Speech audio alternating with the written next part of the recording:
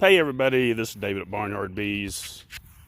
We've had a lot of hard storms the last couple days, and it's still supposed to rain, I believe. Chances tomorrow. Today's Friday. There's my buddy, the great Pyrenees. He's a neighbor dog, comes over all the time. He follows me around the yard when he's here, usually. What I want to talk about today is the importance of feeding sugar to your bees. Now, a lot of people, and there's a lot of people out there that are all naturalist.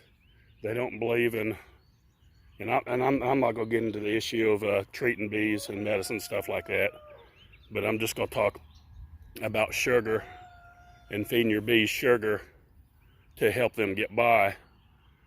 You got to understand, in this day and age, bees unassisted are pretty much, in most cases, not all cases, in most cases, doomed in survival by themselves.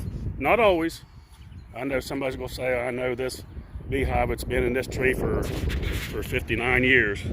I understand that there are exceptions, but we're talking about the population in general that used to be years ago compared to now. So that's what I'm talking about when I say stuff like that. I'm not saying no, there's no hives that can't survive without human intervention, but it's very rare, and it's not many that does. So that's why I'm a big believer in, I'm up from the bee yard. I'm walking around the yard showing you the flooding and the big dog. But anyway, okay, here's how I see it, especially this time of year. You notice all the bloom. Look at all the dandelions. They're everywhere.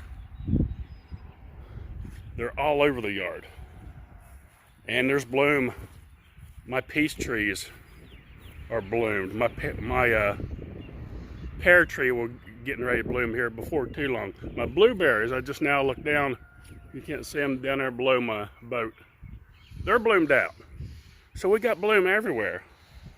But what about days that it's raining? You know, if you get a rain, there's some blueberry bushes right there have bloomed out. If you get a rain, they're pretty much useless for the rest of the day unless you get some good strong sun or wind to dry them out pretty quick.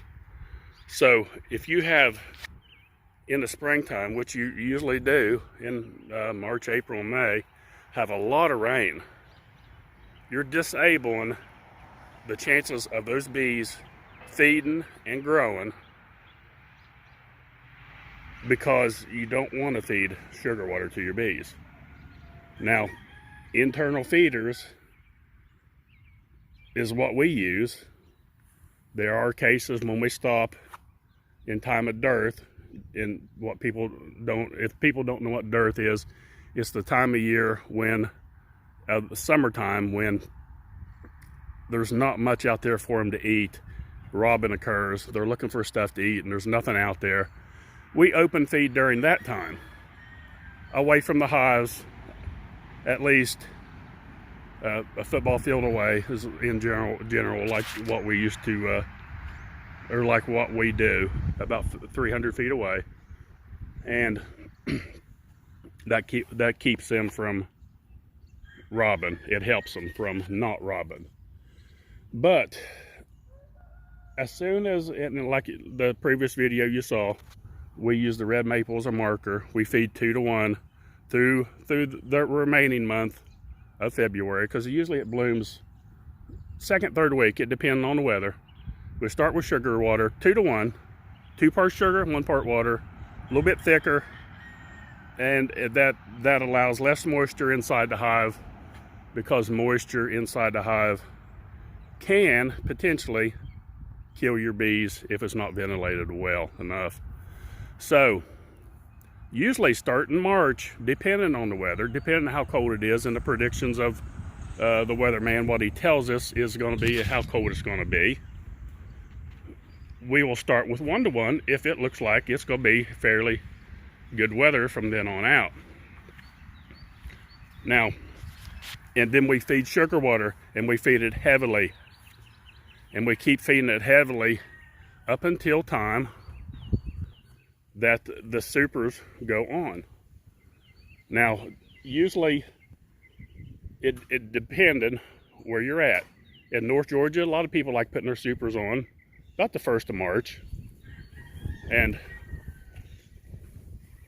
look at the honeybee. See, it just now getting to where it's drying out enough because it's rained about all night. So they are, but you can see the bloom is wet. It's that little honeybee there trying to get what he can get, what she can get off the bloom. But there's probably, at this point, not a whole lot. And they're not opening up very much anyway, if you look real closely. So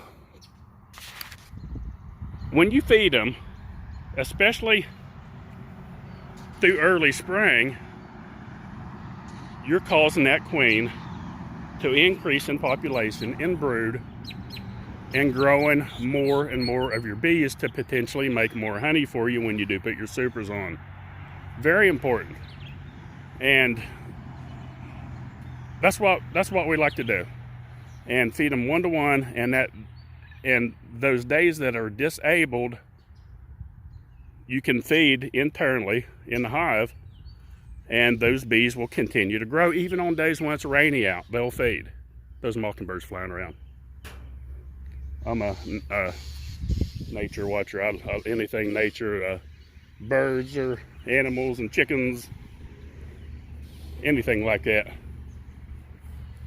That's a big old dog right there. Woodmare puppy. I don't even know his name. He comes over here all the time. He comes across the woods there. He's a real friendly dog.